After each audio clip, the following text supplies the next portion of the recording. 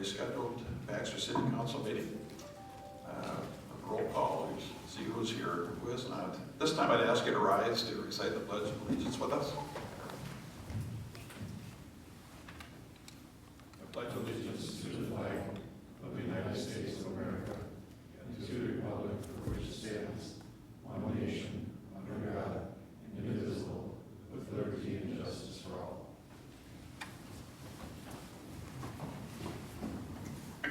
Thank you, and welcome to our council meeting again. Any additions or changes to the agenda, Mr. Administrator? There's just one addition during the mayor's comments is the proclamation for Constitution Week, September 17th through the 23rd. The proclamation is in front of each of you, so that's it, Mayor. Okay. Public comments. Anybody here to address us on anything that's not on the agenda? We would entertain those comments at this time. Brad, anything? We received no public comments via email. No emails. Okay. Seeing none, we'll move forward. Number 6, the consent agenda. The following items are considered non-controversial by staff and are recommended to be read and passed in one motion. Any council person, staff, citizen, or meeting attendee can request one or more items be pulled from the consent agenda, and the item will be pulled and addressed immediately after the passage of the consent agenda. Otherwise, the following items will be passed in one motion. A, approve the payment of bills and finance report. B, approve city council work session minutes from August 17th, 2021. C, approve city council minutes from August 17th, 2021. D, accept the cemetery commission meeting minutes of August 16th, 2021. E, approve the execution of joint powers agreements with the Crow Wing Soil and Water Conservation District and the Mississippi Headwaters Board for the Whiskey Creek project. F, approve the 2020 financial statements and the 2020 Bergman KDB audit report and its findings. G, approve amendments to the city hunting map to allow bow hunting on the Northland Arboretum property. H, accept the Long Range Planning Commission meeting minutes from the August 23rd, 2021. I approve special event application for 2021 Alzheimer's Association walk. J, award the sewer cleaning and televising quote for the 2022 mill and overlay and full depth reclamation improvements project to Ritter and Ritter Sewer Service Inc. in the amount of $10,986.70. K, approve 2021-2022 contract for Chamber of Commerce services. L, approve the issuance of a tobacco license and off-sale 3.2 beer license to Orton Motor Inc. for the period of September 15th, 2021 through June 30, 2022.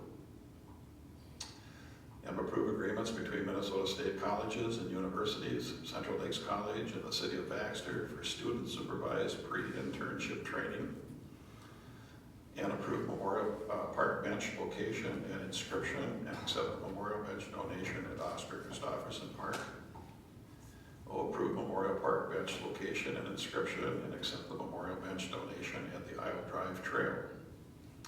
P, accept Parks and Trails Commission minute meetings from August 30th, 2021. Motion to approve the consent agenda. Motion by Cross. Second. Second by Tabbitt. Any further discussion? All in favor say aye. Aye. Opposed, same sign. Motion carries.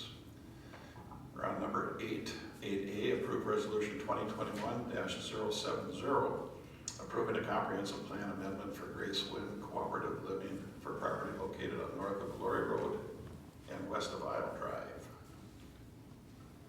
Thank you, Mayor and Council. This is a request for a comprehensive plan amendment. In front of you is a resolution to consider that comprehensive plan amendment. The Long Range Planning Commission did hold a hearing, as is required for any amendment to the city's comprehensive plan. Specifically, this is a request for a land use guide plan amendment to change the land use designation on the city's land use guide plan. The document is within the comprehensive plan. Specifically, the land use guide plan amendment is being requested to allow a 46-unit senior housing cooperative located north of Glory Road and west of Isle Drive. And if I can get the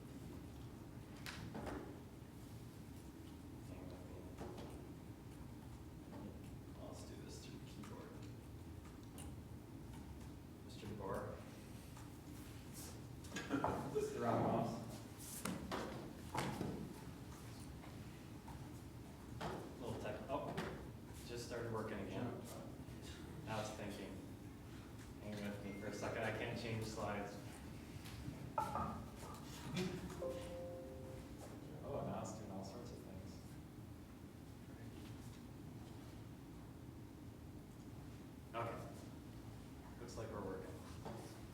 so the site here, to get oriented, the property is outlined in black, and this is Glory Road on the south side of the subject site. We've got Isle Drive a little bit to the east, with the commercial further to the east, and Highway 371 is off the page to the right, further to the east here.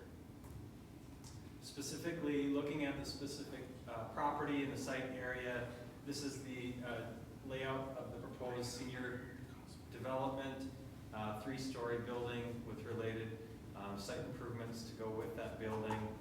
Looking at this general shape of the site, if you follow that shape and we go back to the site aerial, we're looking at basically this easterly portion of the property. When you look at the site in its entirety, it extends further to the west and includes, a little bit difficult to see, but some previously platted townhouse unit lots and common space. Those townhomes were never built and have been included as part of this development. And that land would end up being open space as part of the development to the east, or to the west rather. The subject site is surrounded by roadway on the south, wetland to the north. There's a very large wetland basin here that's connected to Perch Lake. Further to the west, there's office development to the east, and then to the south is office zoned and guided property and some residential zoned and guided property to the southwest and to the west. This is an elevation of what the senior cooperative would look like. Once developed, again, a 3-story building. The plans show underground parking as part of the development, and then 3 stories above. You can see some of the site amenities that are anticipated with the development. Just to reiterate, this is a comprehensive plan amendment, so we're looking at the land use decisions, but the developer wanted to prepare their plans for showing the council what would come with the rezoning, or with the re-guiding request, if re-guided to high density here.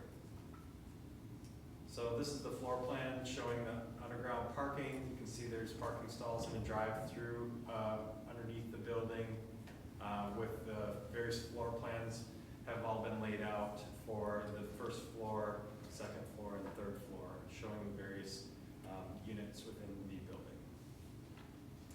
Looking at the land use, one of the pieces we do want to look at as well is zoning. This is the existing zoning on the property. You can see the property is currently zoned OS, which stands for office service. That's on the east side of the site, and to the west is R2 property, or medium density residential. We've got some public benefit zone property to the north, and then office to the east and to the south, and R1 to the west. Looking at the comprehensive plan amendment that's proposed here, basically what's being requested this evening is an amendment from basically this image of the existing future land use map, which includes medium density, again to the west, and office to the east. And what's being proposed is high density residential for the entire site area. So with high density, that land use guiding allows, in the comprehensive plan, this category at the bottom allows multiple family dwelling structures, including townhomes, apartment buildings, and condominiums at a maximum density of 20 net units per acre. When looking at this particular request to amend the comprehensive plan, the Long Range Planning Commission considered a number of factors. One is the change in land use and transition of land use. When you look at the change in land use, looking at opportunity areas for sites that are zoned office and medium density, the city does have numerous office and medium density areas that are available for development. Specifically in this area, changing this to high density would still offer lots of opportunities for office development to the south and to the north, with undeveloped land in the immediate vicinity.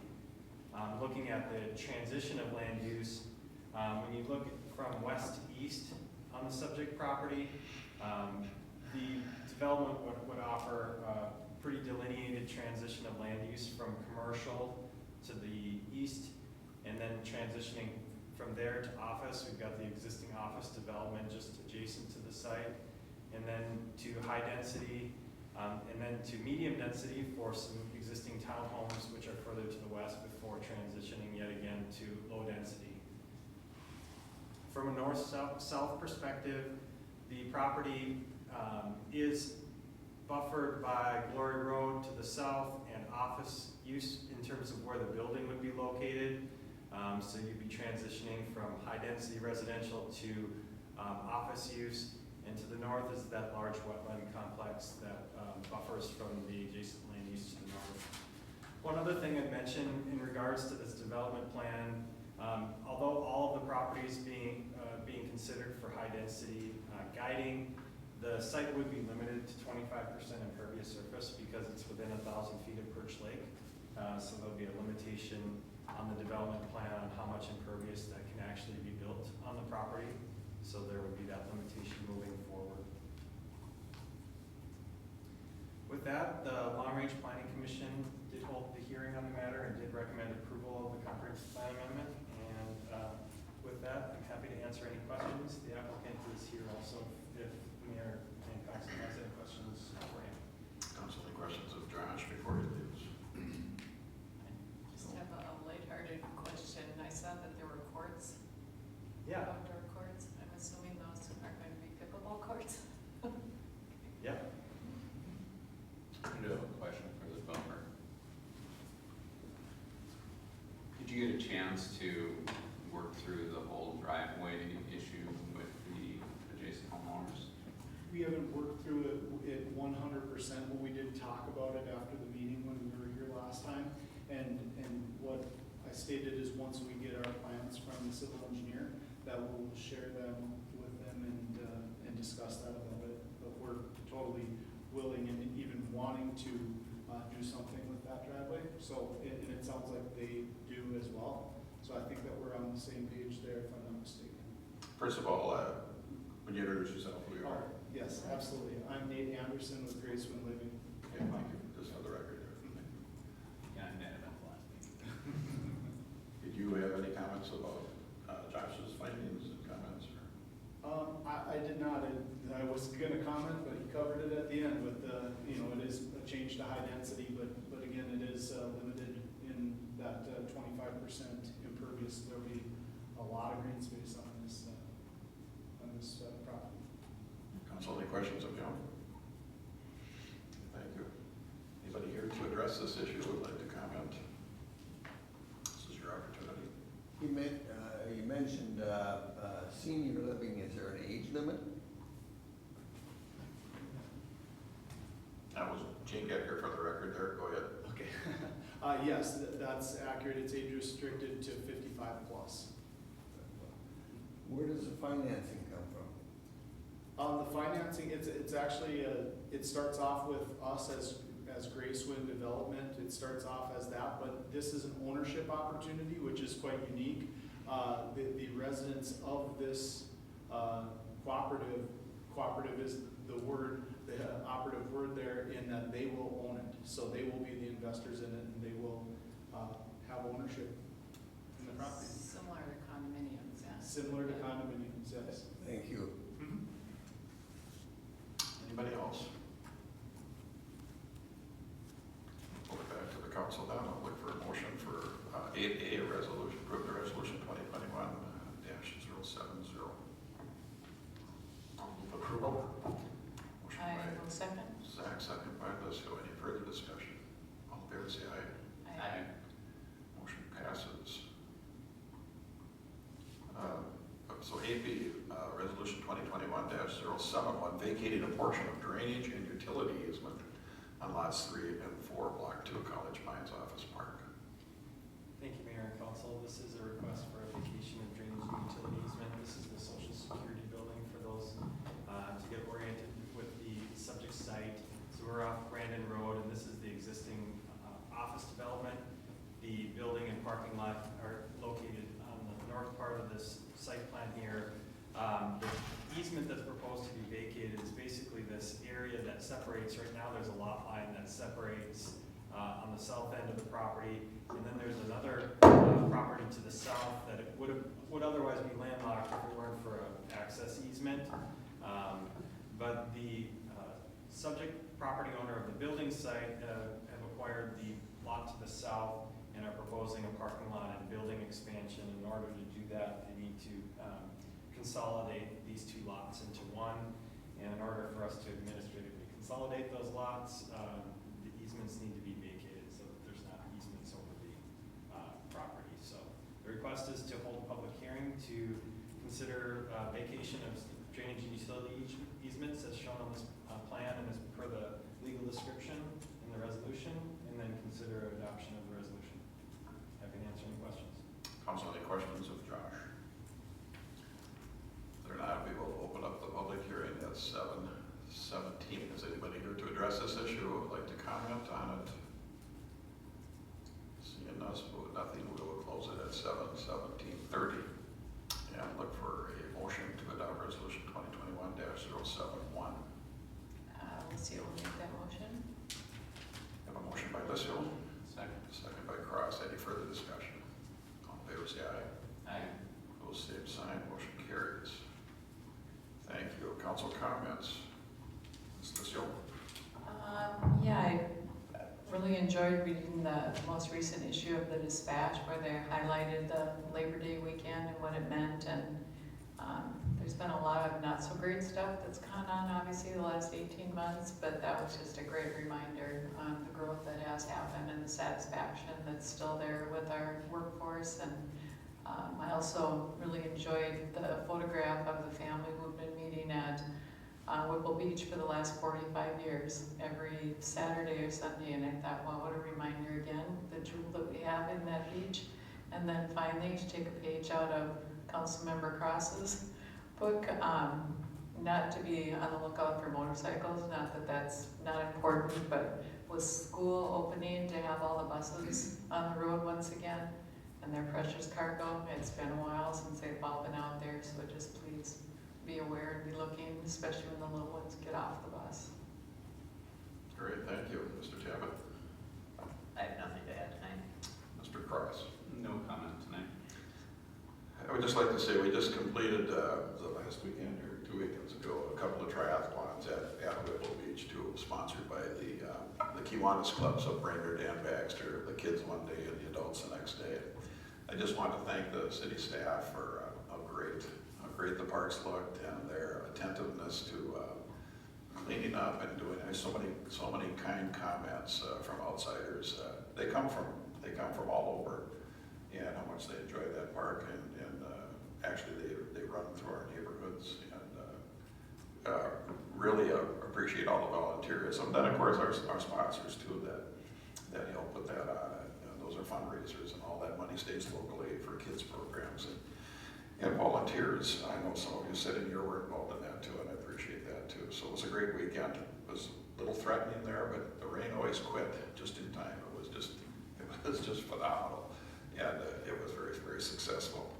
And then to Trevor, I guess, and your crew for the great mowing job for the weekend. The city looks so great for our Labor Day weekend, for people coming in, and appreciate you doing that's work for them. It really, really looks nice. That was a slam.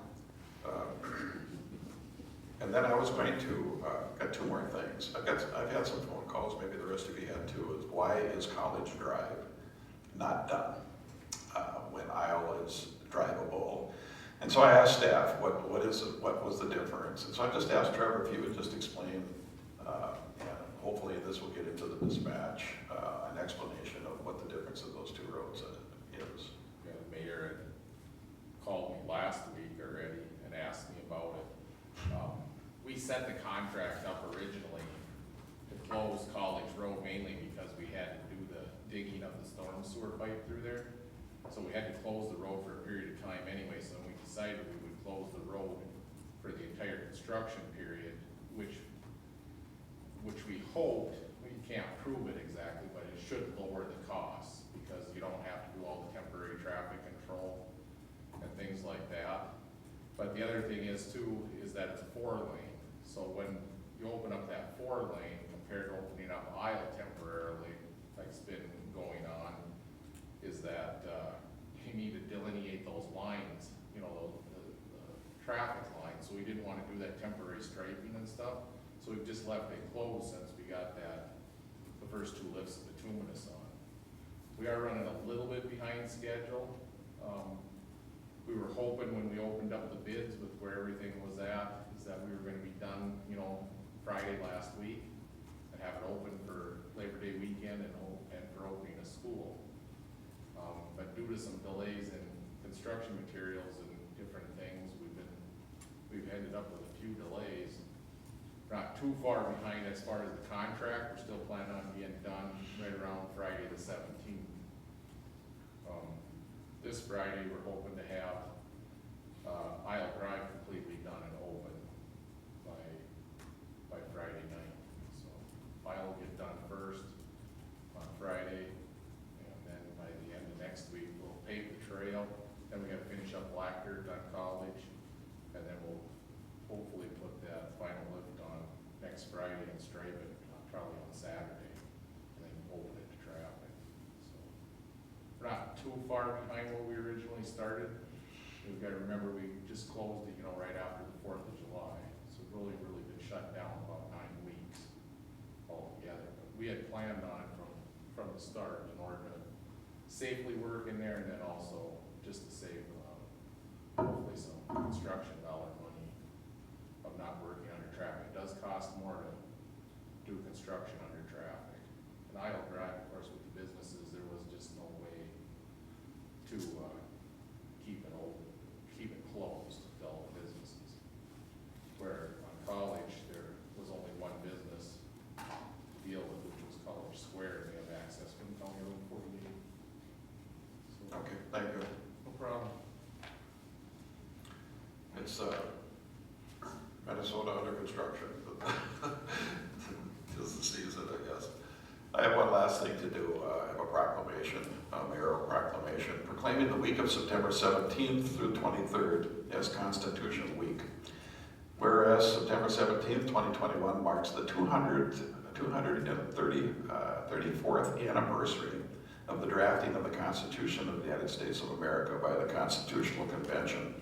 And whereas it is fitting and proper to accord official recognition to this magnificent document and its memorable anniversary, and to the patriotic celebrations which will commemorate the occasion. And whereas Public Law 915 guarantees the issuing of a proclamation each year by the President of the United States of America, designating September 17th through the 23rd as Constitution Week. Now I therefore, Mayor Darrell Wilson, Mayor of the City of Baxter, do hereby proclaim September 17th through the 23rd as Constitution Week, and ask our citizens to reaffirm the ideals that the framers of the Constitution had in 1787 by vigilantly protecting the freedoms guaranteed to us through this guardian of our liberties, remembering that lost rights may never be regained. In witness whereof I have hereunto set my hand and caused it to be affixed to the seal of Baxter. Okay, City Administrator. Just one item, Mayor. Thank you to those of you that completed the doodle poll for the administrator's annual review. There is one council member who I did not receive a response with. I'm going to reach out to that individual, but it looks at this point in time October 18th from 4:30 to 5:30. October 18th. I will reach out to the council member, and once I have confirmation, that seems to be the date that we can get all 5 in attendance. So. Okay. Anything else? That is all there. Okay, City Attorney report. Just looking for a motion to go into close regarding land acquisition. Okay. All right. That concludes, I guess, the regular portion of our agenda, so I'd like for a motion to go into closed session. So moved. Motion by Zach, Second. second by Lucille. Any further discussion? All in favor, say aye here. Aye. Opposed, same sign.